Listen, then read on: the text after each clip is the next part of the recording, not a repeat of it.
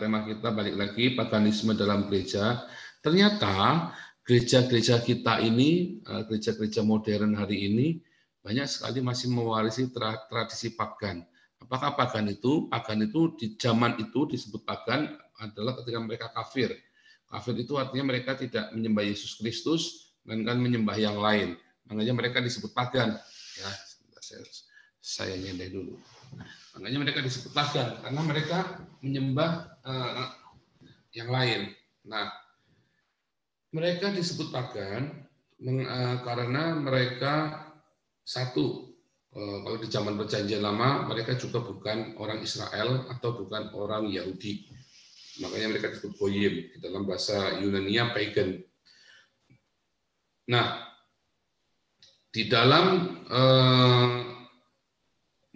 di zaman modern sekarang, kita di dalam gereja mula-mula, mereka disebut pagan karena mereka bukan orang Yahudi atau bukan seorang Kristen. Ya, makanya mereka disebut dengan pagan. Nah, kemudian para pagan ini mereka punya dewa-dewa sendiri ya di zaman Perjanjian Baru.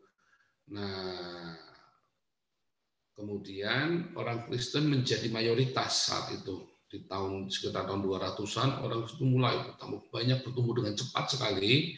Karena apa? Karena orang Kristen saja mengasihi, dan mereka bisa dimanapun mereka masuk, mereka nge-blend dengan penduduk lokal. Mereka hidup tidak pernah menumpahkan darah, mereka hidup dengan tradisi kasih, ya, charity, saling berbagi, ya, peduli satu sama lain. Itu tuh ciri khas kekristenan di awal abad mula-mula. Itu membuat simpati dari banyak orang, bahkan dari orang-orang pagan, para penyembah-penyembah berhala, tidak selalu berhala ya, orang pagan itu tidak selalu menyembah dewa patung-patung ya. Mereka ada yang percaya animisme dan dinamisme. Mereka tidak selalu patung-patung. Nah, seringkali kita memperkirakan bahwa yang namanya pagan itu selalu menyembah patung. Enggak. Islam pun pagan ya. Kalau sudah tahu Islam itu sebenarnya pagan. Orang yang menyembah Allah selain Allahnya orang Israel itu disebut pagan. Ya. Jadi orang Kristen sendiri bagi orang Yahudi, bagi Yudaisme disebut pagan sebetulnya. Kenapa? Karena satu, mereka tidak menyembah Yehova yang mereka pahami. Mereka orang Yudaisme kan menolak Yesus. Beda dengan orang Mesianik. Nah, makanya orang Kristen ini disebut goyim. Tetapi orang Mesianik, karena mereka mempunyai tradisi yang sama dengan Yudaisme, mereka tidak bisa menyebutnya goyim. Karena orang Mesianik ini adalah orang Yahudi yang menjadi Kristen. Mereka juga disunat, mereka juga melakukan seluruh hukum Taurat. Makanya nggak bisa disebut pagan, nggak bisa disebut goyim, orang Mesianik ini. Nah, sayang orang Mesianik ini di abad ke-20 ini nggak terlalu banyak. Karena selama gereja dianggap menjadi agama negara tahun 300 sampai dengan sekitar tahun 1700-an, banyak kali gereja juga melakukan persekusi terhadap orang Yahudi. Ya, ada yang saya catat kira-kira 2 atau 3 kali itu ya dilakukan persekusi, termasuk zaman Hitler. Nah, itulah sebabnya terjadi gap. Saya pernah nonton satu video ya.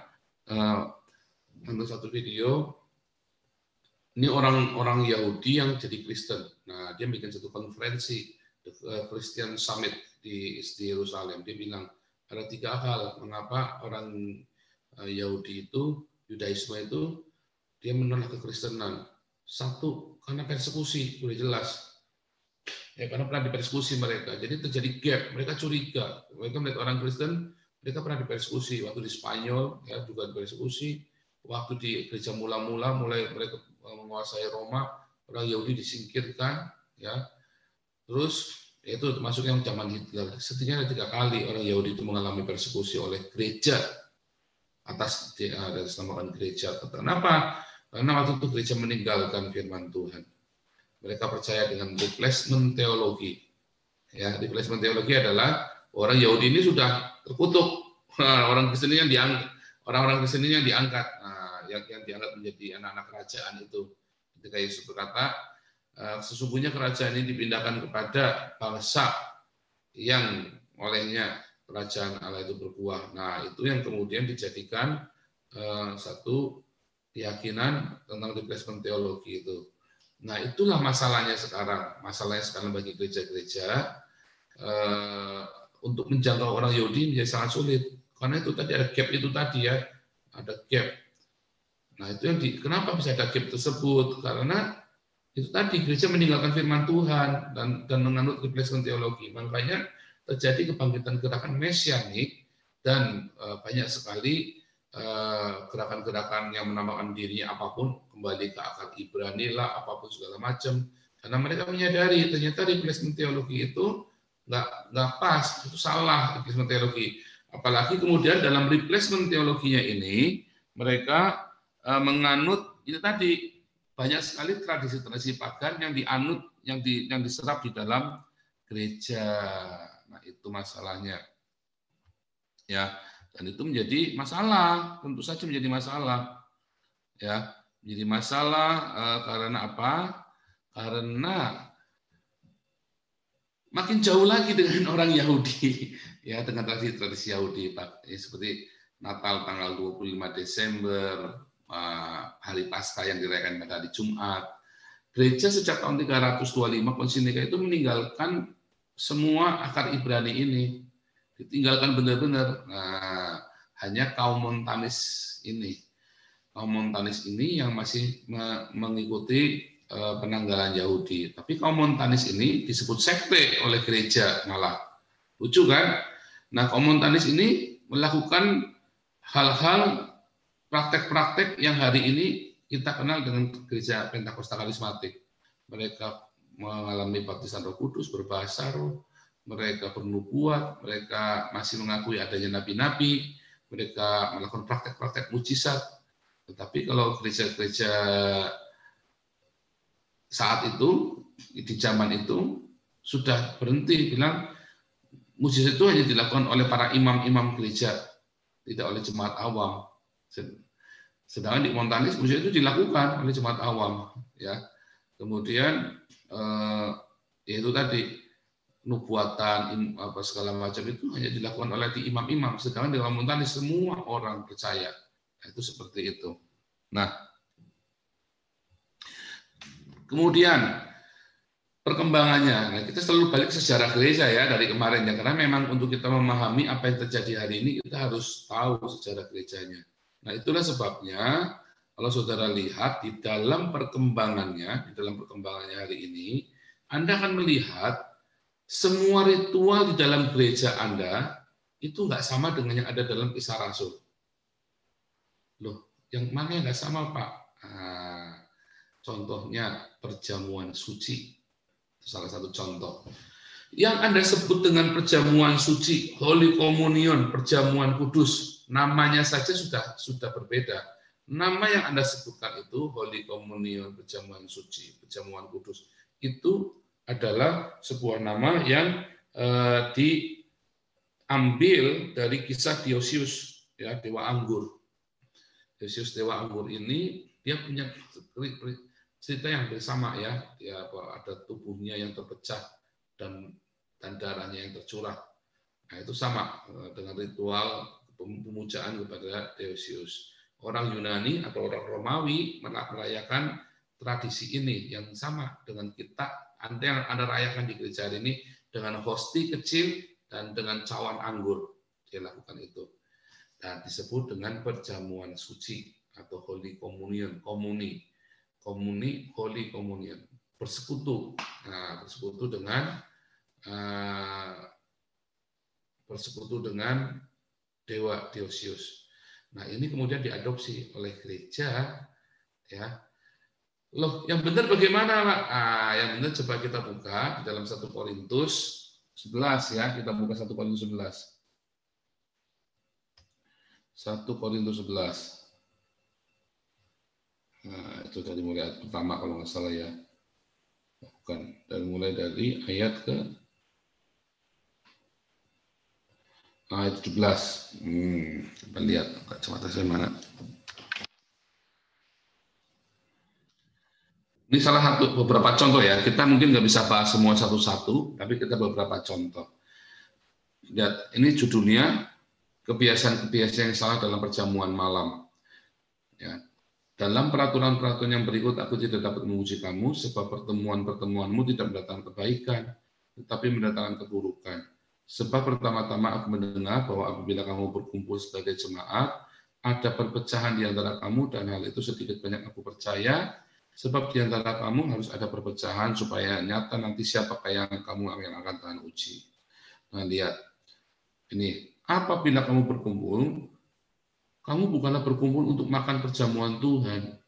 Sebab pada perjamuan itu tiap-tiap orang memakan dahulu makanannya sendiri, sehingga yang seorang lapar dan yang lain mabuk.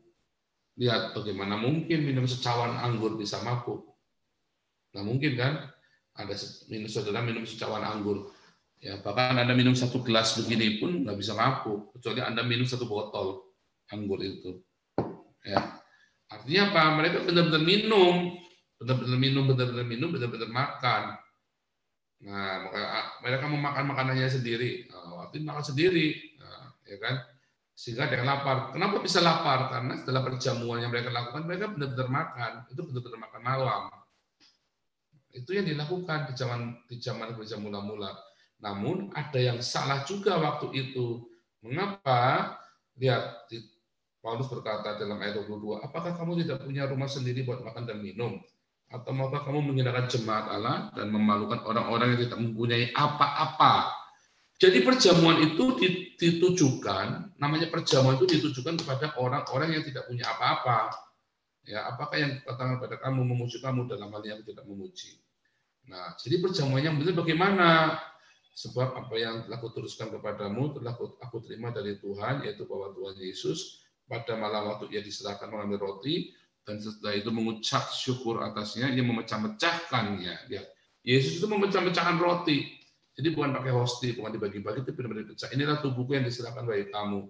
Perbuatlah ini menjadi peringatan akan aku. Demikian juga ia mengambil cawan setelah ia makan, lalu berkata, cawan ini adalah perjanjian baru yang dimeteraikan oleh darahku. Perbuatlah ini setiap kali kamu meminumnya menjadi peringatan akan aku. Ya, setiap kali kamu makan roti ini dan minum cawan ini, kamu memberitakan kematian Tuhan sampai ia datang. Jadi barang siapa dengan cara yang tidak layak makan roti dan minum cawan Tuhan, dia berdosa terhadap tubuh dan darah Tuhan. Ya, jadi memang saudara harus minumnya itu dengan layak. Nah, dengan layak itu seperti apa? Nah, karena itu hendaklah tiap-tiap orang memuji dirinya sendiri, dan baru sesudah itu yang makan roti dan minum cawan itu. Karena barang siapa makan dan minum tanpa mengakui tubuh Tuhan, ia mendatangkan hukuman atas dirinya. Sebab itu banyak di antara kamu yang lemah dan sakit, dan tidak sedikit yang meninggal. Nah, gereja menganggap bahwa ini adalah mitos dia mati ini kalau perjamuan minum perjamuan suci dengan bercanda-bercanda, gitu kan? Sampai ada seorang pendeta pernah khotbah kasih kesaksian, saudara jangan main-main dengan perjamuan suci. Pernah ada kesaksian anak muda tidak percaya dengan hosti itu, kemudian hosti itu, kalau memang hosti itu adalah tubuh Kristus, saya paku ke tembok pasti akan keluar darah. Kemudian si anak muda ini dia pakukan hostinya ke tembok, dan katanya pendeta ini keluar darah beneran. Nah, itu namanya stigmata. Di dalam kekristenan, Anda tidak boleh percaya dengan stigmata. Di dalam iman Kristen yang benar, Anda tidak boleh percaya dengan stigmata. Saya tidak percaya dengan hal-hal seperti itu. Karena hal-hal seperti itu akan menimbulkan iman yang palsu. Ya, patung Maria yang menangis darah, atau Yesus yang bisa menangis darah. Nah, ternyata bukan menangis darah, tetapi ada air dari wastafel, air pipa ledeng itu bocor, netes di kepalanya. Anak-anak karatan kan jadi kelihatan merah kan, nah, jadi menangis darah. Itu ya seringkali terjadi begitu ya, dan itu dianggap stigmata. Atau saudara melihat awan-awan seperti Yesus, waktu saudara nyembah, tuh Yesus datang. Nah, itu namanya stigmata. Iman kita ya tidak pernah didasari dengan stigmata seperti itu. Iman kekristenan kita, kalau namanya mujizat itu bukan samar-samar seperti itu ya. Bukan yang nampaknya ya, patungnya katanya nangis darah, kok bisa pas ya, tapi kok bisa pas, nggak bisa dicocok-cocokkan begitu iman kita. Kalau air jadi anggur itu benar-benar air jadi anggur. Kalau air jadi darah, itu benar-benar air jadi darah. Bukan airnya merah, bukan. Tapi airnya jadi darah, benar-benar darah. Makanya di dalamnya mati semua. Ikan-ikan di dalamnya itu bukan stigmata. Oh, karena ada pantulan sinar sehingga merah semua. Nah, itu nggak seperti itu iman Kristen kita. Kedua, iman Kristen kita bukan stigmata dalam arti, kalau saudara lihat ya, orang Islam itu kan suka bilang lafaz Allah di kupingnya orang. Oh, lihat begitu belah buah, terus lihat bijinya membentuk lafaz Allah. Wah, itu. Terus saudara melihat apa? Oh, lafaz Allah, dikit-dikit lafaz Allah. Nanti dikit-dikit buka apa? Ikan lohan. Oh, itu lafaz Allah. Nah, nggak bisa, makanya jangan, nggak bisa begitu. Nah, itu nggak boleh. Iman-iman kita yang berdasarkan stigmata itu. Hati-hati. Hati-hati dengan iman yang didasarkan dengan stigmata, karena Anda akan dibawa ke ilusi. Dan justru itulah kita mau belajar hari ini tentang paganisme di dalam gereja. Karena semua bentuk stigmata ini berasal dari tradisi pagan, bukan dari kekristenan yang benar. Karena kekristenan yang benar, waktu Yesus mengubah air jadi anggur, itu benar-benar air jadi anggur. Waktu Yesus berjalan di atas air, itu Yesus benar-benar berjalan di atas air. Waktu di zaman Musa air jadi darah, itu benar-benar air jadi darah.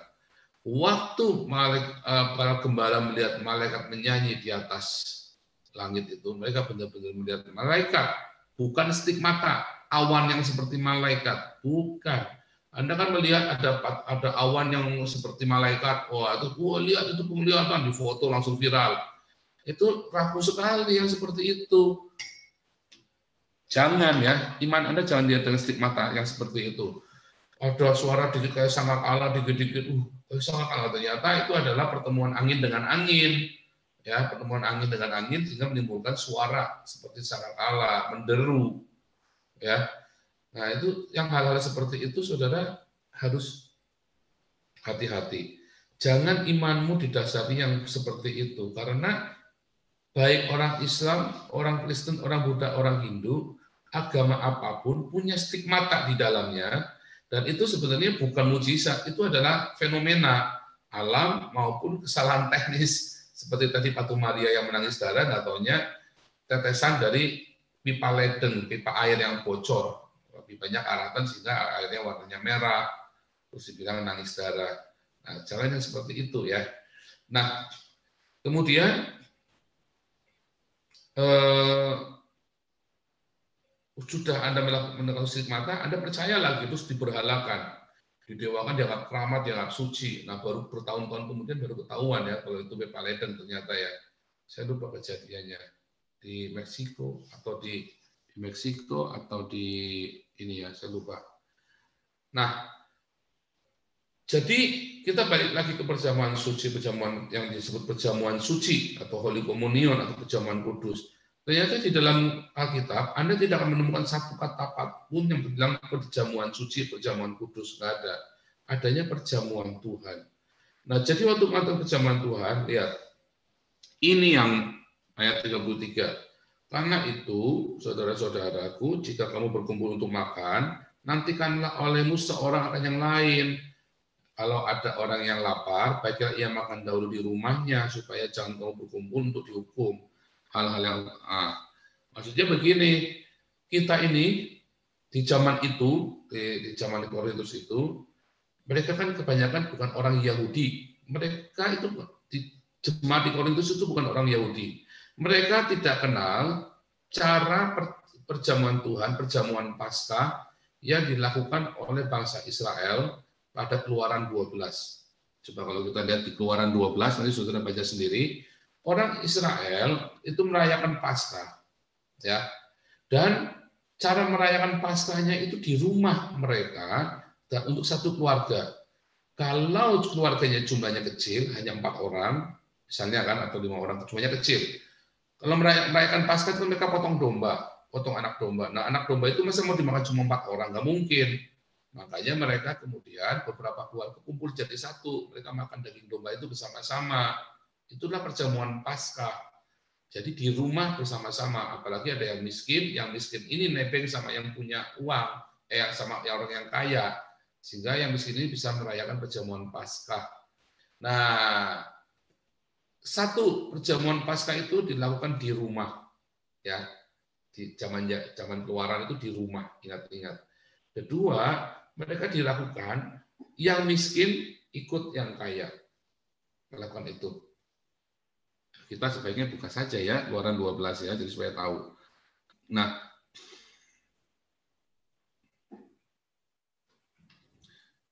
tadi saya baru dapat saran ya dari beberapa teman, harusnya kalau materi-materi gini dibuat PowerPoint-nya, karena saya pikir karena kita mau diskusi ya, jadi saya nggak perlu bikin seperti ini. Coba lihat ya, ayat 3. Bulan ini akan menjadi permulaan segala. Ada judulnya ini adalah tentang perayaan Paskah. Bulan inilah akan menjadi permulaan segala bulan bagimu. Ya, ayat 3. Katakanlah kepada segenap jemaah Israel pada tanggal 10 bulan diambillah masing-masing seekor anak domba menurut kaum keluarga, seekor anak domba untuk tiap-tiap rumah tangga. Lihat ayat 4. Tetapi jika rumah tangga itu terlalu kecil jumlahnya untuk mengambil seekor anak domba, maka ia bersama-sama dengan tetangganya terdekat rumahnya haruslah mengambil seekor menurut jumlah jiwa. Tentang anak domba itu kamu buatlah perkiraan untuk keperluan tiap-tiap orang. Jadi bergabung ya, anak domba itu jantan dan seterusnya. Jadi itu satu di rumah, dua mereka boleh bergabung tetangganya, karena tetangganya kan sesama Yahudi, sesama orang Israel juga ya kan. Nah itu penting sekali. Satu itu, jadi mereka bergabung.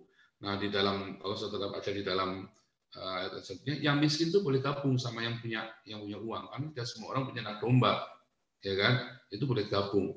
Nah sekarang kita buka yang perjamuan Paskahnya Yesus. Perjamuan Paskah yang Yesus lakukan persis sama dengan perjamuan Paskah yang dilakukan oleh para murid, ya. Lihat di Keluaran 26.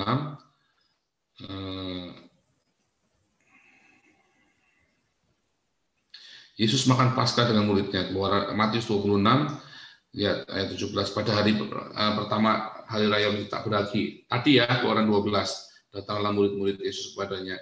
Di manakah engkau kehendaki kami mempersiapkan perjamuan Paskah bagimu?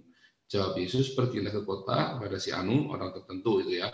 Dan katakan padanya, pesan guru waktu aku hampir tiba di dalam rumahmu. Aku akan merayakan Paskah bersama dengan murid-muridku.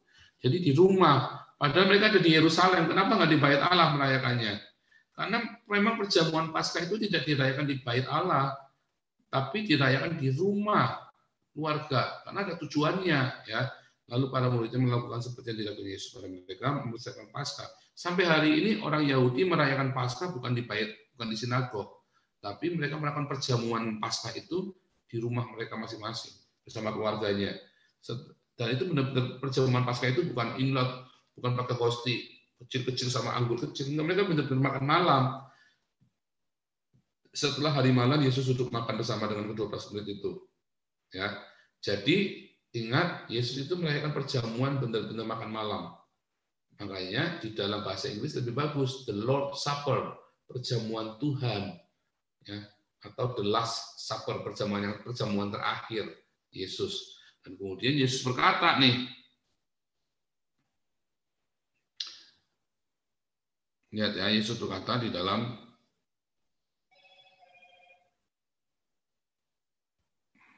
sama seperti Nikodemus tadi ya. Dan ketika mereka mereka sedang makan, lagi makan, benar-benar makan, Yesus mengambil roti itu diambil, ucap berkat, memecah-mecahkannya, lalu memberikannya kepada murid-muridnya dan berkata, ambillah makanlah, inilah tubuhku. Sesudah itu ia mengambil cawan, mengucap syukur, memberikannya kepada mereka dan berkata, minumlah kamu semua dari cawan ini, sebab ini darahku dan darah perjanjian yang ditumpahkan bagi banyak orang untuk pengampunan dosa. Ya, nah kalau saudara lihat tadi, ini kalau saudara buka di dalam Lukas, ya, Lukas.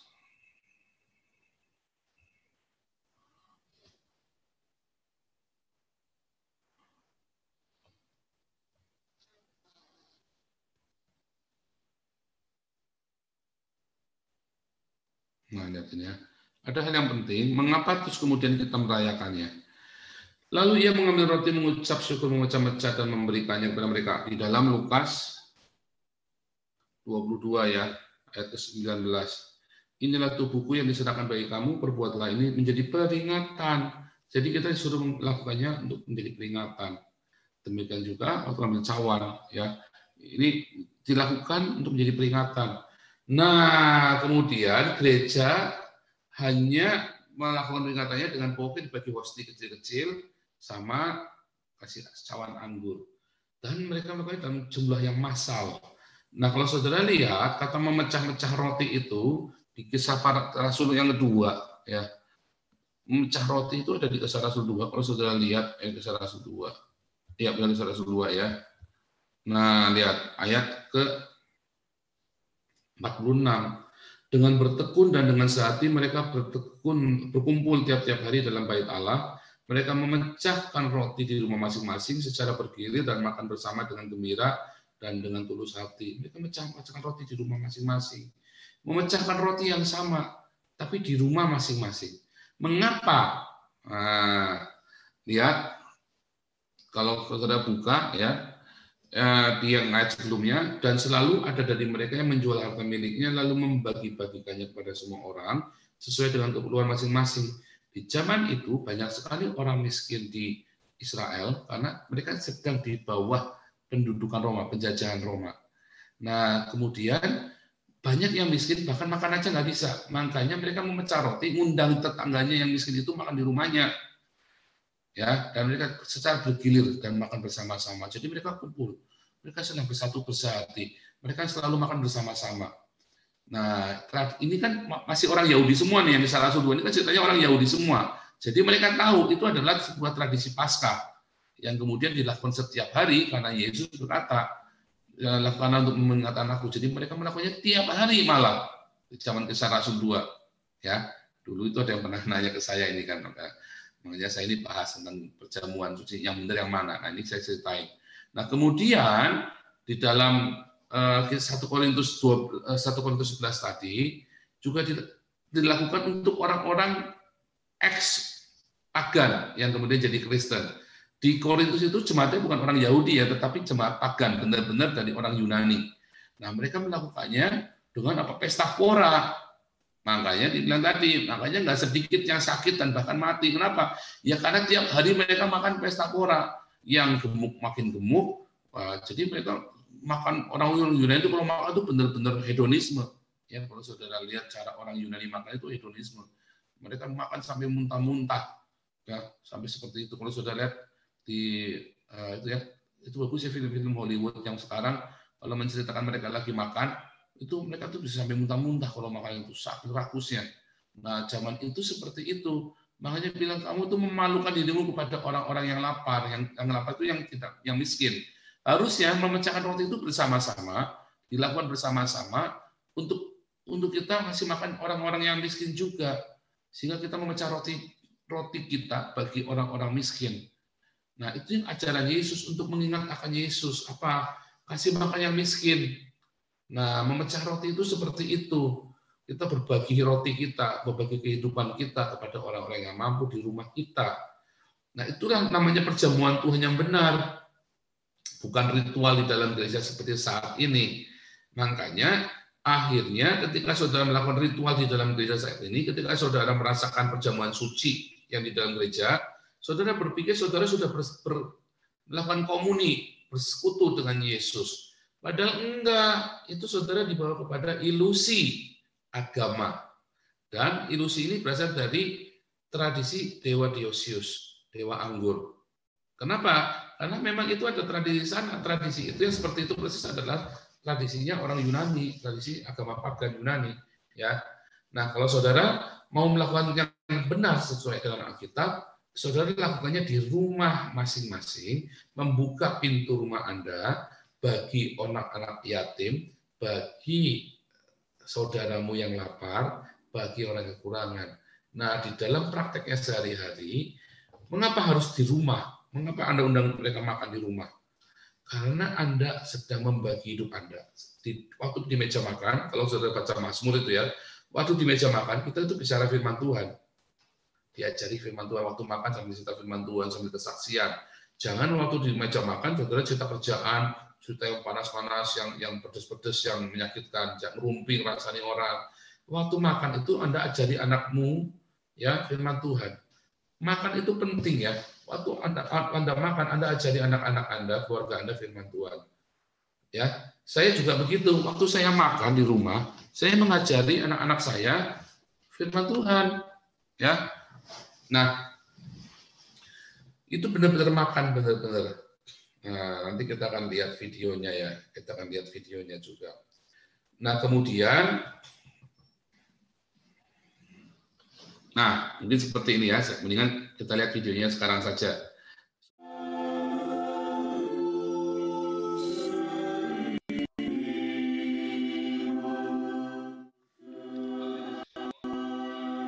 Es von dem Herrn empfangen, das ich euch gegeben habe. Denn der Herr Jesus in der Nacht, da verraten war, nahm das Brot, dachte und sprach, nehmt, esset, das ist mein Leib, der für euch gebrochen wird. Solches tut zu meinem Gedächtnis. Desgleichen auch den Kelch nach dem Mahl und sprach, dieser Kelch ist das Neue Testament in meinem Blut. Solches tut, so oft ihr trinket, zu meinem Gedächtnis. Denn so oft ihr von diesem Brot esset und von diesem Kelch trinket, sollt ihr des Herrn Tod verkündigen, ist das der Wort.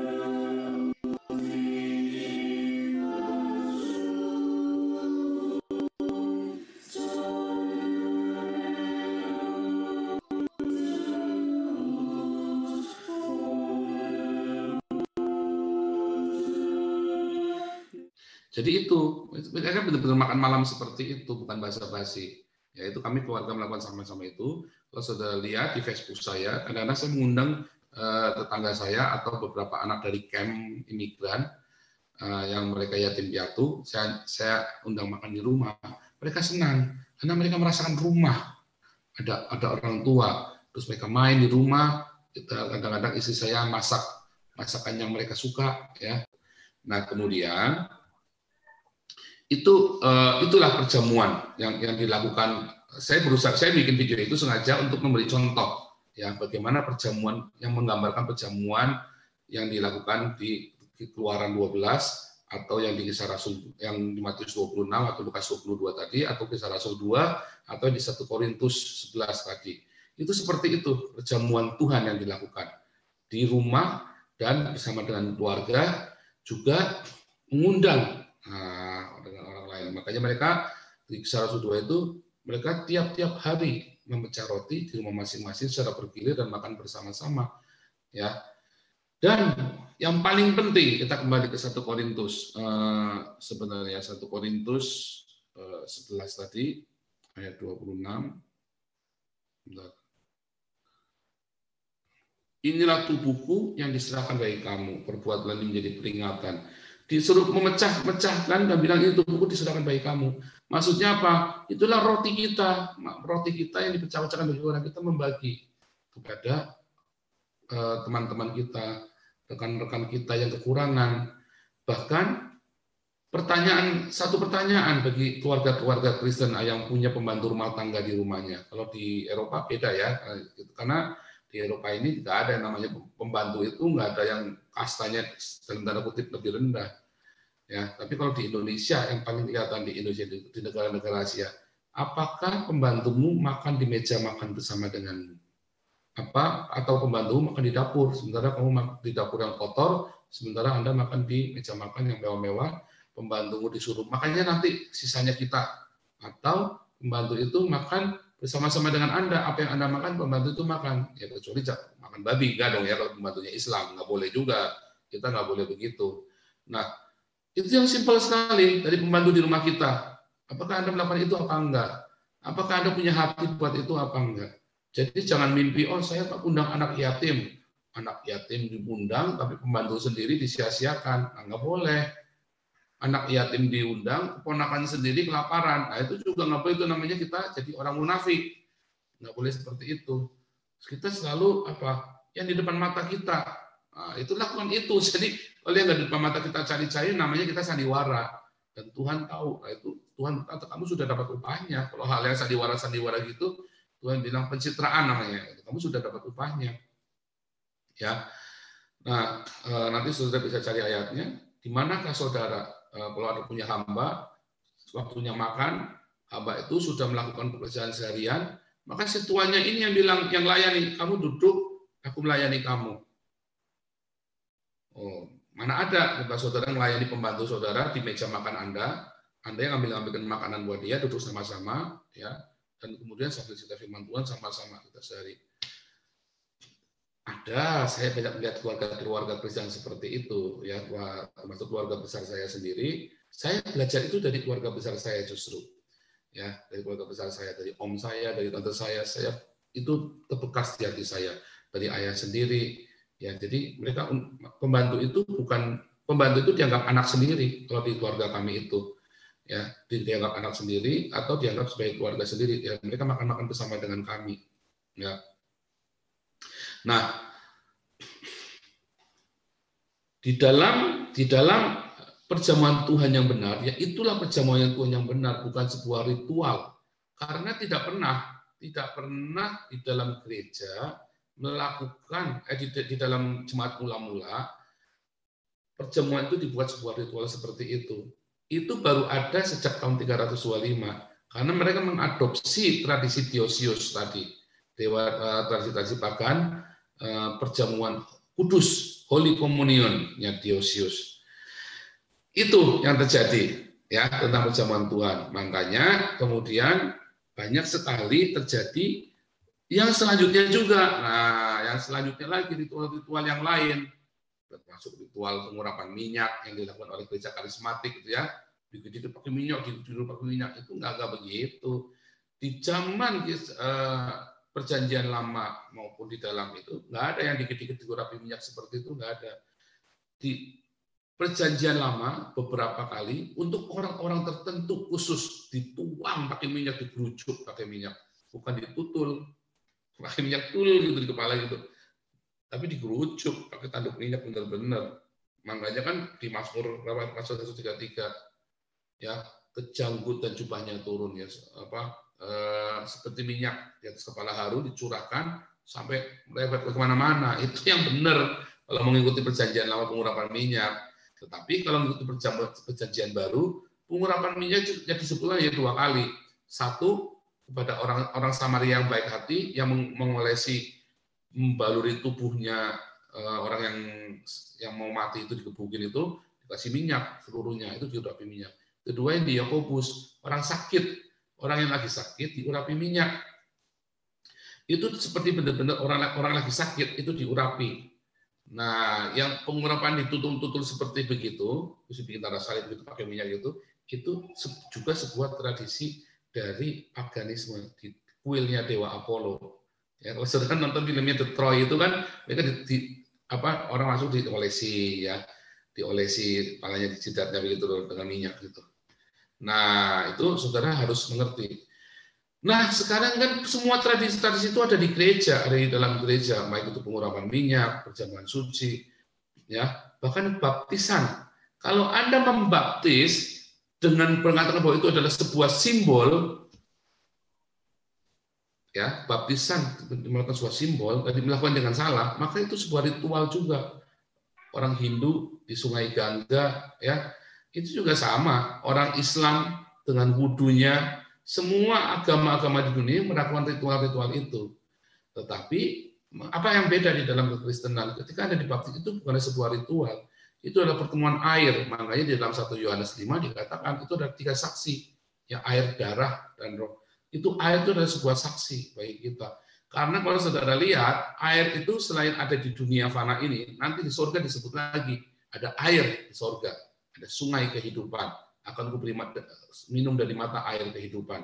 Jadi ada air di sana, dan air yang ketemu air, seluruh semesta ini isinya air, H2O. Ya, dan di surga pun disebutkan nanti ada air juga. Air ketemu air, dan air itu yang nanti bersaksi buat kita. Lucu ya, dan air itu adalah kehidupan. Lucu kan? Jadi itu bukan ritual, itu benar-benar seperti saudara makan, air itu yang menjadi saksi bagi kita. Karena bukan sekedar ritual. Tapi kalau saudara bilang itu baptisan adalah simbol, saat itu saudara menjadikannya ritual pagan. Ketika saudara melakukan sebuah perjamuan Tuhan itu jadikan sebuah ritual, maka saudara sudah melakukan paganisme yang dilakukan oleh dewa Dionysius, pemujaan kepada Dionysius. Ketika saudara melakukan pengurapan minyak dan semua ritual-ritual lain di dalam gedung gereja Anda, maka itu saudara sedang melakukan sebuah tradisi pagan, sebuah ritual. Makanya banyak orang Kristen dibawanya ke tradisi dan berhenti di situ. Dia pikir sudah ketemu Tuhan di dalam itu. Saya pernah ketemu dengan seorang pendeta di Belanda. Kita ngomong-ngomong, dia seorang yang sangat pandai dan dia seorang lulusan teolog dari Belanda ya, orang Protestan. Dan dia bilang sama saya waktu kita cerita tentang ritual-ritual ini, Pastor Paul, mana mungkin orang bisa ketemu Tuhan tanpa sebuah medium? Kalau di Indonesia, Anda bilang jimat, ya. Medium yang dia maksud itu rosario. Ini pendeta Protestan ya, bukan pendeta Katolik. Di Belanda itu pendeta Protestan pun dia memakai kalung salib, dia memakai tradisi ritual, beberapa ritual yang kuno ya, yang Anda lihat mungkin di hampir sama dengan HKBP kali ya, atau sebentar ya, pokoknya gereja Protestan yang kuno banget gitu ya. Di Belanda itu masih melakukan itu. Tadi terus dia tunjuk contoh air suci ya, salib. Itu adalah sebuah media di mana kita merasakan kehadiran Tuhan, dia bilang begitu. Nah, itulah bedanya. Makanya kemarin saya mengatakan ke Muriwali, kamu menyembah yang dia maksud dengan menyembah dalam roh apa? Muriwali muter-muter karena dia beda membingungkan yang namanya 3 dimensi dengan menyembah dalam roh.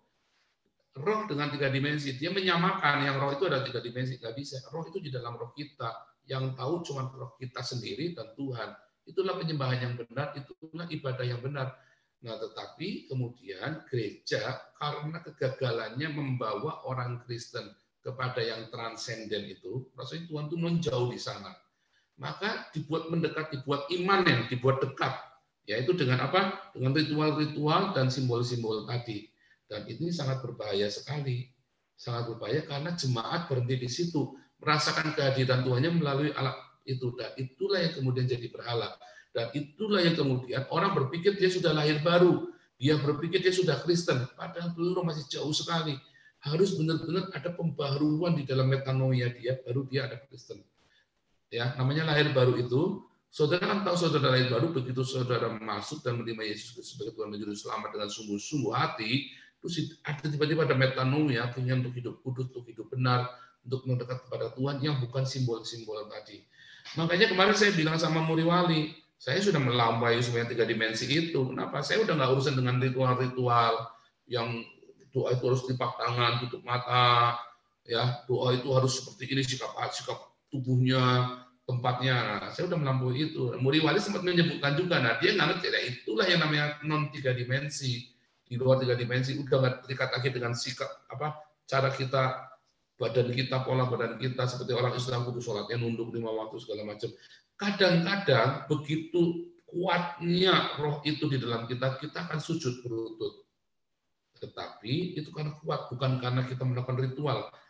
Ketika saudara cuma sujud berlutut, sebuah show saja, maka itu juga sebuah ritual, dan itu sebuah tradisi-tradisi yang mengatakan. Dan itu yang dijauhkan. Makanya Yesus berkata, bangsa ini memuliakan Allah dengan bibirnya sementara hatinya jauh. Ada yang lebih penting daripada semua ritual-ritual fisik itu. Jadi yang saya katakan tadi itu, apakah terus gereja sesat? Enggak, bukan. Karena tadi berdasarkan sebuah penelitian, bahkan sebuah tradisi, sulit untuk membawa jemaat kepada hal yang transenden, menjadi imanen, yang jauh entah gimana, menjadi dekat dengan kita, kalau bukan karena medium-medium ini yang berbau-bau Alkitab. Contoh kalung salib, rosario, minyak urapan. Makanya minyak urapan laku ya di beberapa gereja itu, minyak urapan, laku keras tuh. Karena terus mereka bawa kemana-mana. Nah, kalau di Eropa namanya sebuah media, kalau di Indonesia namanya jimat. Sejujurnya Anda menjadikan kalung salib, minyak urapan, atau cincin yang ada gambar Bunda Maria, atau apapun, ya itu sebagai jimat sejujurnya. Hanya saudara nggak mau mengakuinya. Nah, karena kata jimat langsung dukun, oh ini kan bukan dari gereja kok jimat. Oh, Jimat itu dari dukun. Nah, itu definisi itu sudah sering salah. Yang namanya jimat itu siji di rumah, satu di rumah pegang-pegang rosario itu siji di rumah. Ya, saudara punya punya simbol bintang Daud, dipakai-pakai karena saudara dapat dari Israel misalnya, atau batu batu yang di holy ground itu, yang di Yerusalem itu kan ada dijual di depannya Masjidil Aqsa itu, di depannya holy ground itu kan ada jual batu-batu itu. Nah, saudara beli itu, nah itu berhala. Itulah yang kemudian membawa Anda kepada Tuhan yang ilusi. Saya tidak berkata Anda sedang menyembah berhala secara langsung, tetapi seringkali memang iya Anda sedang menyembah berhala itu. Itulah berhala sebetulnya. Hanya saudara tidak menyadarinya. Nah, makanya saya nggak bilang itu dosa nggak dosa, tapi saudara sedang menyembah berhala. Itulah yang namanya berhala, yang namanya jimat siji di rumah, yang namanya media untuk ketemu Tuhan. Itulah yang namanya berhala. Sama seperti orang Israel menganggap patung lembu emas itu adalah Yehova. Kan Harun bilang, hai Israel, besok adalah hari raya bagi Yehova Elohim. Inilah Yehova Elohim, patung lembu emas itu disebut Yehova Elohim. Orang Israel butuh visualisasi. Nah, itu yang dimaksud media, visualisasi untuk percaya kepada Tuhannya. Nah, saudara harus berhenti dengan visualisasi atau ritual tadi perjamuan suci atau baptisan yang simbolik tadi. Makanya saya tidak menyarankan baptisan waktu anak itu masih bayi. Waktu masih bayi diserahkan kepada Tuhan, didoakan. Tetapi untuk dibaptis menjadi seorang Kristen, dia harus benar-benar mengalami kelahiran baru sendiri. Dia baru dibaptis atas kesadarannya dia. Makanya anak saya waktu umur 8 tahun minta baptis, saya nggak mau kasih. Sampai baru kemarin, umur 12 baru saya kasih baptis. Boleh baru dibaptis. Kenapa? Dia sudah benar-benar, dia sudah tahu, saya tanyain dia, saya didik dia, oke, baru saya izinkan untuk dibaptis. Jadi bukan sebuah ritual, bukan sebuah kebiasaan, tetapi sebuah pemahaman, pengertian yang benar. Nah, ritual-ritual yang Anda lakukan selama ini bagaimana? Itu kita sesuai semua? Enggak juga, boleh. Tetapi itu menjadi dengan sebuah pemahaman yang benar, bahwa ketika saudara memecah itu, saudara harus membagi hidup saudara kepada orang-orang lain. Nah, ketika saudara meminum cawan anggur itu di dalam 1 Korintus 11, lihat, setiap kali meminumnya, ayat 26, sebab setiap kali kamu makan roti ini dan minum cawan ini, kamu memberitakan kematian Tuhan sampai ia datang. Jadi waktu membagi roti, memecah roti, saudara sedang membagi hidup Anda kepada sesama, membagi rezeki Anda. Kan Bapak kami bilang, doa Bapak kami, berilah kami pada hari makanan kami yang secukupnya. Kalau lebih, berarti saudara harus bagi ke orang lain. Ayat 26, sebab setiap kali kamu makan roti ini dan minum cawan ini, kamu memberitakan kematian. Nanti apa? Saudara harus memberitakan Injil. Makanya Yesus bolak-balik bilang, dalam amanah aku memberitakan Injil, dalam Matius 25, setiap kali kamu melakukannya kepada orang yang paling hina ini, kamu melakukannya untuk aku. Itu penting sekali pemahaman ini. Kalau saudara gagal memahami ini, Anda sedang melakukan ritual pagan. Itulah yang saya sebut dengan paganisme di dalam gereja. Anda melakukan ritual-ritual yang sebenarnya bahkan di kisah para rasul itu nggak pernah ditulis. Bahkan Yesus nggak pernah ngajarin seperti itu. Tetapi itu yang Anda lakukan saat ini. Jadi bertobatlah, sebab nanti Anda akan dibawa ke sebuah ritual kepada Tuhan yang ilusi, bukan kepada Tuhan yang benar. Begitu. Perjamuan kudus bukanlah undangan seorang pendeta kepada tetangga. Oh, salah. Perjamuan kudus itu, ya kalau itu perjamuan kudus iya, tapi perjamuan kudus itu nggak pernah ditulis di Alkitab, ya. Adanya perjamuan Tuhan. Perjamuan Tuhan itu benar-benar mengundang tetangganya, ya. Tadi disebutkan di Kisah Rasul 2 dan di dalam 1 Korintus itu mengundang tetangganya pada orang-orang. Tadi yang di dalam Keluaran 12 itu mengundang tetangganya. Kecuali kalau bilang perjamuan kudus punya gereja, itu adalah undangan Kristus kepada umatnya. Enggak, ya bukan. Itu kita. Makanya Yesus bilang perbuatlah ini. Kan perbuatlah ini untuk mengingatkan kita, disuruh melakukannya yang sama dan kita mengundang tetangga kita. Ya. Dan dilakukan setiap hari di rumah umat bergilir karena saat itu kami gereja belum punya gedung. Oh, enggak juga. Tuhan Yesus tidak pernah nyuruh kita bikin gedung. Tuhan Yesus tidak pernah suruh kita bikin gedung gereja. Tuhan Yesus suruh kita beribadah di rumah, dari rumah ke rumah. Ya, itu yang dilakukan oleh Yesus dan itu yang dilakukan oleh para rasul. Mereka tidak ibadah di gedung, tapi dari rumah ke rumah. Tadi kan ditunjukkan tadi ya, mereka ibadah dari rumah ke rumah. Sampai tahun 300 baru mereka ibadah di dalam gedung. Kenapa? Karena dibuat kuil oleh Roma. Nah, gedung gereja adalah sebuah bagian dari tradisi pagan juga. Karena Yesus sudah bilang, runtuhkan bait Allah ini. Ya, diruntuhkan benar loh. Yang dimaksud adalah tubuhnya sendiri, tetapi pada tahun 70, bait Elohim itu benar-benar diruntuhkan. Artinya apa? Itu sudah selesai. Era fisikal itu sudah selesai. Gitu. Era fisik itu sudah selesai. Sudah nggak ada lagi era fisik itu. Baru di zaman modern ini, ya ada apa namanya, gedung-gedung, di zaman 300 ini dibangun gedung-gedung lagi, dan Tuhan ditaruh di dalam kotak, di dalam kubus lagi. Tapi era fisik itu sudah selesai. Nah, lalu boleh nggak kita ibadah? Boleh kan, senang kita rame-rame ibadah, kumpul kita dengan satu tujuan yang sama, Yesus Kristus. Boleh. Balik lagi, perjamuan kudus boleh nggak? Boleh. Yang boleh.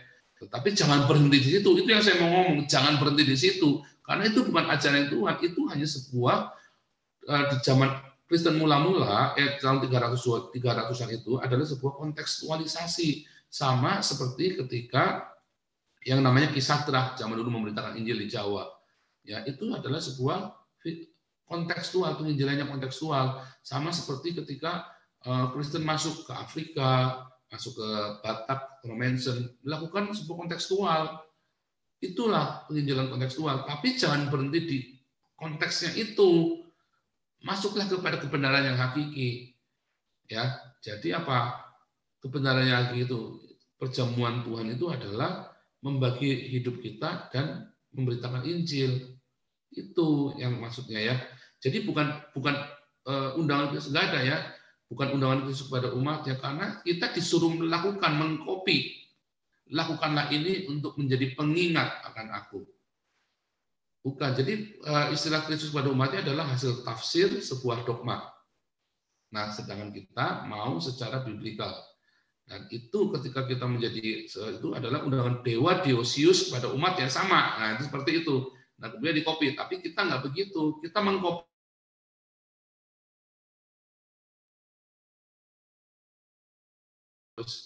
Itu bukan Pak Petrus. Sebentar, Pak Petrus benar ya. Ya, Pak Petrus Munte tadi yang bilang. Justru seperti itu. Jadi memang benar-benar mengundang tetangga, mengundang orang-orang kita, bukan kita pesta pora. Baik lagi 1 Korintus, bukan di sudut pesta pora, tapi itu kita benar-benar mengundang orang-orang. Kita di waktu makan itu, habis makan terus kita mengajar firman Tuhan. Karena waktu itu mereka mengajar firman Tuhan itu setiap hari. Zaman itu setiap hari ya.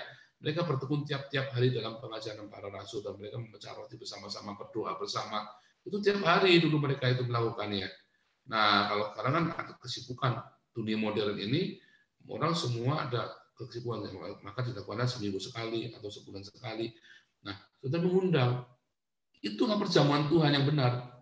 Itu yang benar. Kalau yang dilakukan bahwa Kristus adalah Kristus mengundang umatnya, terus dilakukan di gereja, itu justru tidak pernah dituliskan di Alkitab. Itu tradisi sejak tahun 325, sejak gereja digedung, sejak gereja ini digedungkan, baru ada seperti itu. Jadi harus dibedakan hal seperti itu. Ya. Oke. Jadi itu tadi yang saya ajarkan, memang saya kan bilang kita akan membongkar dogma. Ya, memang kenyataannya itu adalah dogma-dogma yang Anda pelajari di gereja, dan itu dogma-dogma itu adalah kontekstualisasi. Tadinya nggak salah, saudara. Jadi saya kasih tahu ya, saya jangan bilang saudara misalkan semua orang enggak. Tadinya dogma itu nggak salah. Tadinya kontekstualisasi itu nggak salah, karena mereka harus mendekati orang-orang Yunani ini.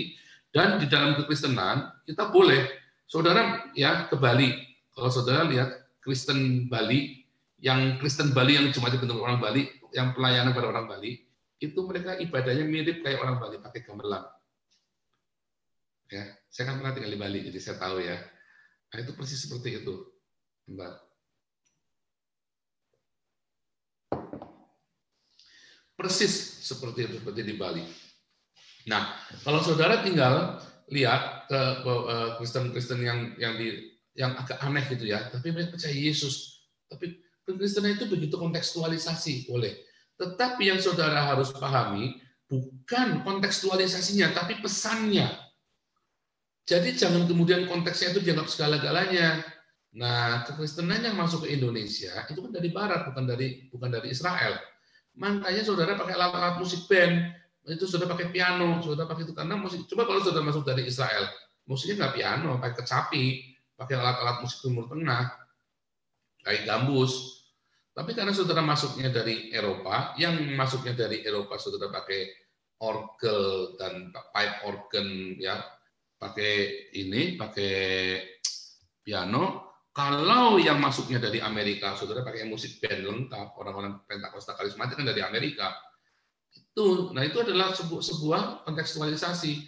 Tapi bukan musiknya yang utama, walaupun di Alkitab ditulis dalam Mazmur, ya, suruh memuji Tuhan dengan gambus, kecapi dan segala macam. Nah, kalau mau dibilang apa namanya, orang Islam kan juga bilang, satu lagi tradisi nyanyi-nyanyi tadi kan. Orang Islam bilang, kok orang Kristen suka nyanyi-nyanyi, padahal Yesus bersujud. Yesus tidak pernah bersujud, ya. Itu terjemahan di Alkitab itu salah. Bukan prospipto, tapi pipto, dia jatuh. Yesus itu tidak pernah proskuneo kepada Bapa. Yesus tidak pernah proskuneo. Karena ia sendirilah Elohim, ya. Makanya dia nggak pernah proskuneo. Yesus bilang, kamu harus proskuneo kepada Tuhan Allahmu. Matius 4 ayat 10. Tapi Yesus sendiri nggak pernah proskuneo kepada Elohim, kepada Bapaknya. Nggak ada. Sudah jika bahasa aslinya, nggak ada kata Yesus proskuneo, nggak ada. Yesus prospipto juga nggak ada. Adanya Yesus pipto, jatuh. Atau dia berbeban berat karena besok mau disalib, dan dia berpisah dari Bapaknya meninggalkan, dia akan mati, makanya dia pipto. Tapi itu bukan prospipto, beda. Prospipto itu sujud menyembah. Kalau pipto itu jatuh, daun jatuh, benih jatuh, bintang jatuh, itu pipto. Yesus pipto waktu di Getsemani itu. Nah, kata prospipto, perempuan yang pendara itu prospipto, tersungkur di depan Yesus. Setan-setan prospipto di hadapan Yesus, menyembah. Nah, prospipto dengan proskuneo, kalau prospipto itu tersungkur menyembah, kalau proskuneo itu sampai nyium tangannya, sampai menjilat tangannya. Karena itu menjilat seperti anjing, proskuneo itu menyembah, menjilat seperti anjing. Proskuneo itu. Nah, Yesus tidak pernah proskuneo dan prospipto. Yesus itu hanya pipto, jatuh di Getsemani itu.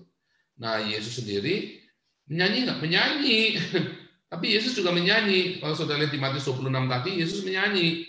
Setelah mereka melakukan perjamuan Paskah, sebelum ke Getsemani, Yesus menyanyi beberapa lagu pujian. Dan itu adalah sebuah tradisi di dalam Torah. Mereka menyanyi. Nyanyian Musa, karena itu kan adalah sebuah Paskah, kan? Paskah adalah Exodus, keluaran mereka keluar dari Mesir. Maka mereka selalu menyanyikan nyanyian Musa waktu keluar dari Israel, waktu keluar dari Mesir, yang di Mazmur itu ada jadi nyanyian Musa. Nah itu yang dinyanyikan Yesus. Nah kemudian Yesus menyanyi, Musa menyanyi, karena nyanyian Musa tadi kan, bahkan menari Miriam, umur 80 tahun, sudah umur 90 tahun tuh Miriam itu. Waktu keluar dari mereka nyebrang sungai Laut Merah, mereka sudah menyeberang Laut Merah, Miriam itu ambil rebana dan dia menari bersama dengan perempuan-perempuan yang lain.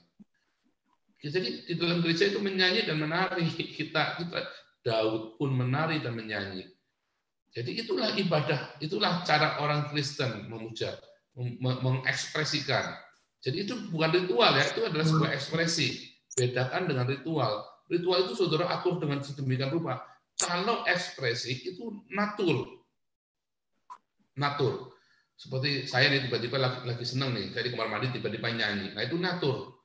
Kan nggak mungkin saya kalau di kamar mandi, oke, saya masuk kamar mandi, saya siapkan lagunya 4 lagu. Di kamar mandi 4 lagu ini belum selesai, nggak selesai mandinya. Nah itu namanya ritual tuh namanya. Tapi kalau makanya Daud kan bilang nyanyikanlah nyanyian baru.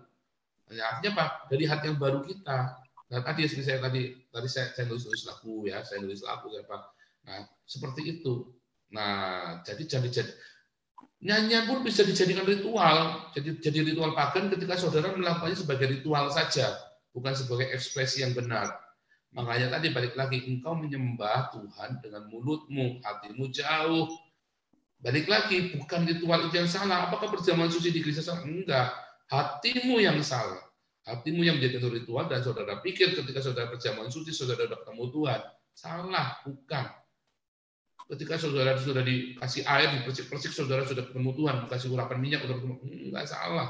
Ketika saudara sudah tumbang-tumbang rubah-rubah itu di dalam roh katanya kan, saudara sudah ketemu Tuhan, enggak salah. Saudara harus benar-benar sampai ke hati, dan yang tahu adalah saudara bahwa terjadi metanoia dalam hidup. Perjumpaan dengan Tuhan selalu mengalami metanoia.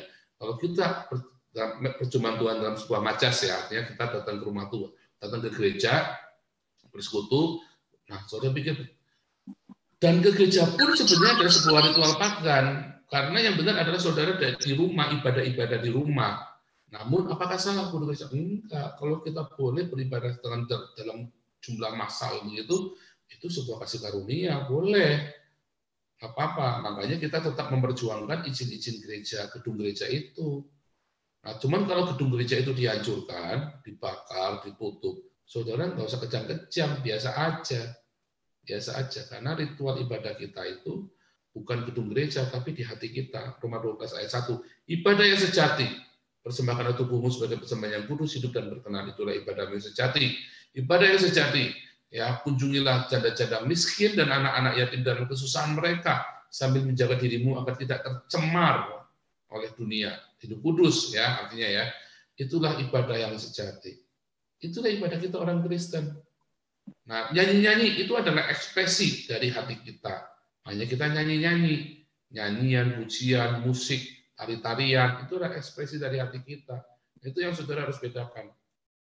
Kalau saudara gagal memahami yang saya katakan ini, saudara akan bertemu dengan Allah ilusi. Ilusi dari ritual Anda sendiri, bukan Allah yang sejati. Makanya hidup Anda nggak berubah. Makanya yang punya masalah tetap punya masalah. Mereka yang hidup di dalam pencobaan terus-menerus tetap jatuh terus dalam pencobaan. Itu salah, karena Anda bertemu dengan ilusi, bukan dengan kebenaran Tuhan yang benar. Hati-hati, ya, hati-hati sekali ya, masalah hal itu. Oke, kita lanjut lagi tadi, ya. Apa sih Kristen itu? Nah, kemarin Mudi Wali ada kasih kata Kristen. Nah ini, Kristen itu adalah kalau orang mengakui Trinitas, itu ajaran sesat. Justru saya katakan itu sesat. Nggak ada Alkitab bilang Kristen itu adalah orang yang mengakui Trinitas. Ya, nggak ada. Kristen itu artinya apa? Kristian, pengikut Kristus. Apakah pengikut Kristus itu orang yang mengikuti Kristus? Ajarannya Kristus. Ajarannya Kristus apa? Mengasihi, mengampuni, memberkati. Itulah kesimpulan dari ajaran Kristus. Simpel sekali. Ya, kalau buktinya apa? Nah, kita buka yuk Yohanes 13. Jadi kalau ngomong saya itu selalu pakai ayat Alkitab, nggak cuma ngarang gitu ya. Lihat saudara menghakimi orang Ahok bukan Kristen segala macam.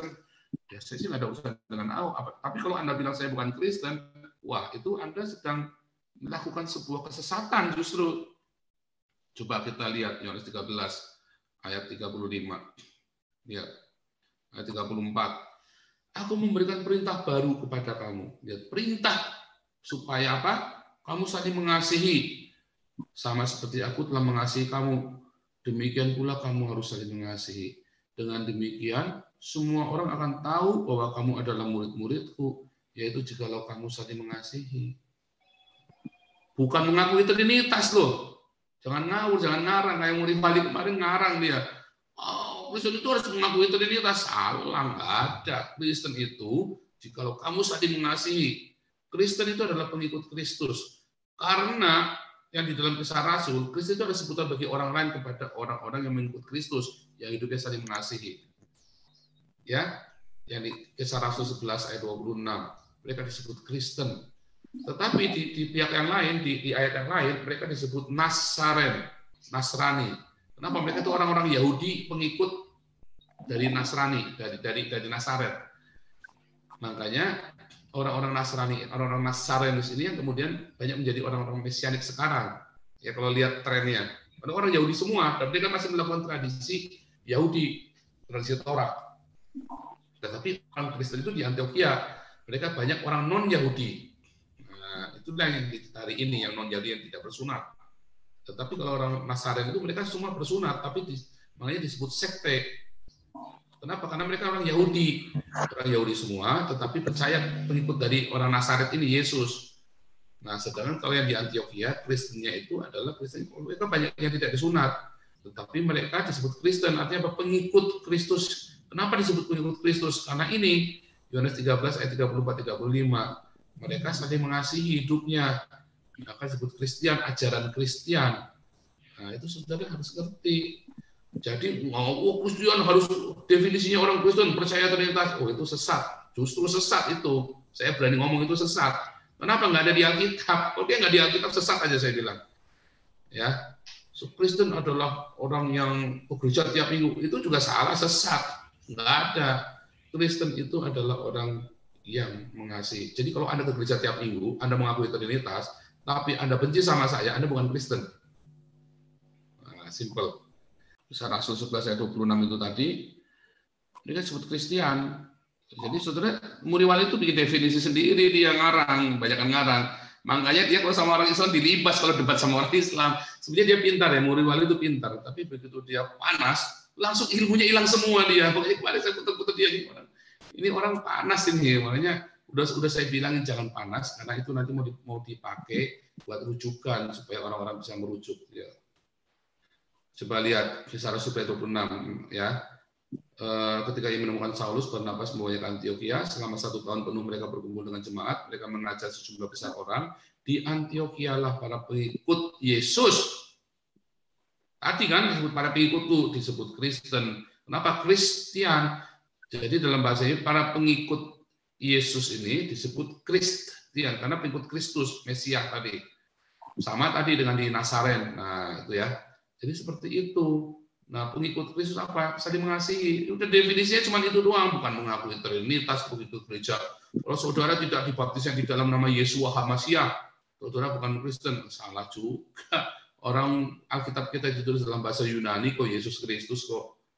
Boleh nggak pakai Yesua HaMashiach? Boleh, karena itu kan dalam bahasa Ibrani dan gramatikalnya dalam bahasa Yunani, Yesua itu kata A itu untuk perempuan, makanya harus kasih S, Yesus.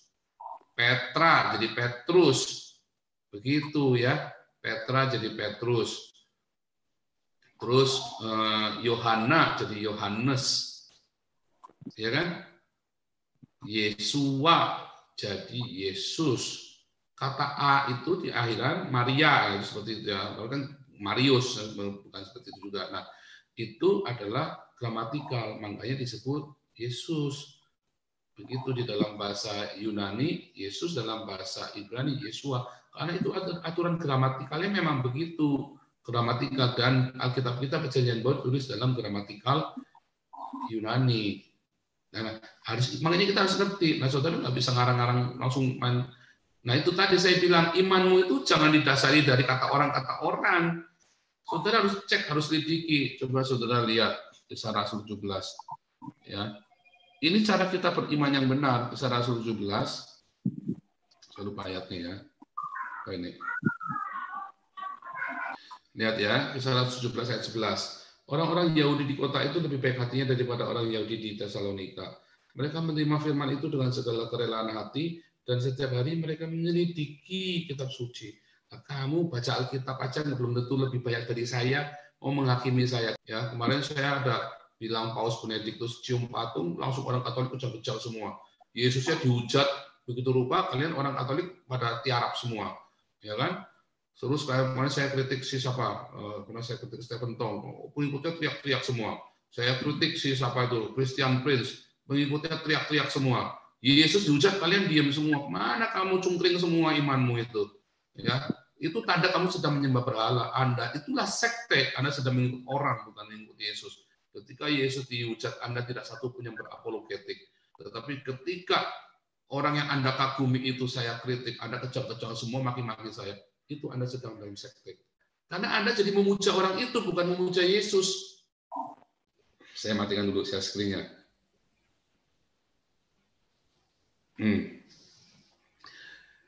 Ketika orang percaya Yesus Kristus sebagai Tuhan dan Juru Selamat, dalam Roma 10 ayat 9, jikalau kamu mengaku dengan mulutmu Yesus Kristus adalah Tuhan dan percaya dalam hatimu Allah membangkitkan Ia dari antara orang mati, itu sudah cukup. Artinya sungguh-sungguh percaya ya. Dalam percaya itu nanti saudara mengalami metanoia. Jadi nggak berhenti dengan ngaku, semua orang bisa ngaku karena aman. Sekarang orang mengaku boleh aja. Tapi masalahnya kalau Anda dalam kondisi diancam pedang, ya kayak kemarin Ada beberapa orang yang akhirnya bersyahadat lagi karena diancam. Nah, itulah namanya menyangkal. Jadi ketika saya sudah bilangin, kalau kamu sudah dalam kondisi diancam, kamu nggak usah pakai dua muka. Jadi enggak, selesai, udah. Mengaku dengan mulutmu Yesus Kristus adalah Tuhan. Sekalipun apapun resiko yang kamu hadapi. Satu. Dan percaya dalam hatimu bahwa Allah membangkitkan Yesus dari orang mati, artinya Yesus adalah juru selamat. Maka saudara dengan sungguh-sungguh itu ucapkan, pertanggungjawabkan, dan saudara mengalami metanoia. Itu kelahiran baru, kalau saudara dibaptis, saudara akan diselamatkan.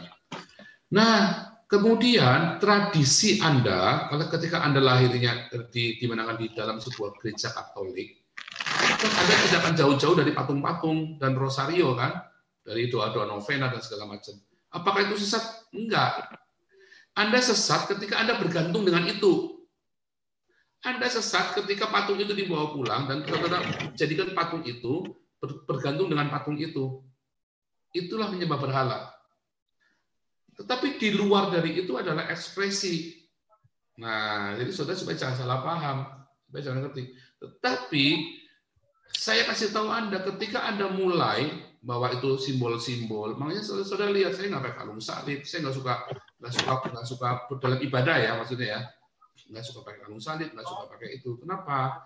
Karena itu akan membawa saya tergantung dengan itu. Saya pernah ya tergantung dengan kalung salib, simbol-simbol itu saya pernah. Dan saya tahu rasanya. Dan itu membuat saya akhirnya saya kecewa. Karena di dalam gimmick itu, di dalam gimmick namanya gimmick ya, atau jimat. Gimmick itu dalam bahasa kerennya. Atau media itu, saya merasakan ketenangan. Tapi itu ketenangan yang semu. Itu ketenangan yang semu. Saudara harus hati-hati dengan itu.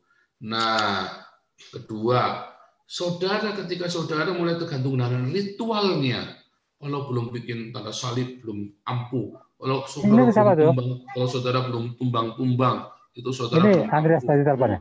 Nah, itu saudara jangan. Ya, saudara jangan terpengaruh dengan hal-hal seperti itu. Karena Anda sedang terjebak di dalam tadi ritual-ritual. Nah, nggak boleh. Itulah saudara sedang menyembah berhala. Itulah sebab saudara sedang terjebak dalam Tuhan ilusi. Tetapi kalau saudara mengalami kelahiran baru dan saudara itu namanya tradisi. Saudara punya salib di rumah atau saudara ada patung Maria di rumah. Tapi saudara nggak sembahyang di depan patung itu. Ngerti nggak? Saudara nggak sembahyang di depan patung, nggak tiap hari saudara cium. Nggak begitu. Itu hanya sebagai hiasan di rumah. Ya. Itu adalah sebuah ekspresi identitas sebagai Kristen, karena itulah naturnya manusia butuh identitas, naturnya manusia membutuhkan ritual, naturnya manusia membutuhkan simbol-simbol. Tetapi bukan simbol itu kemudian dijadikan setiap hari sebagai jimat, sebagai sesuatu yang saudara sucikan, sehingga ketika ada orang menodai simbol itu saudara marah. Itu namanya sudah berhala. Saudara tahu bedanya kan? Sama saja Anda pakai minyak urapan orang gereja karismatik. Minyak urapan itu kalau nggak pakai merek ini, itu nggak ada urapannya. Oh, itu sudah berhala. Tapi boleh nggak pakai minyak urapan? Walaupun itu tidak alkitabiah. Tetapi ketika ada Pak Pendeta, saya meminta didoakan supaya karena besok saya mau ujian, ya didoakan terus kasih minyak urapan.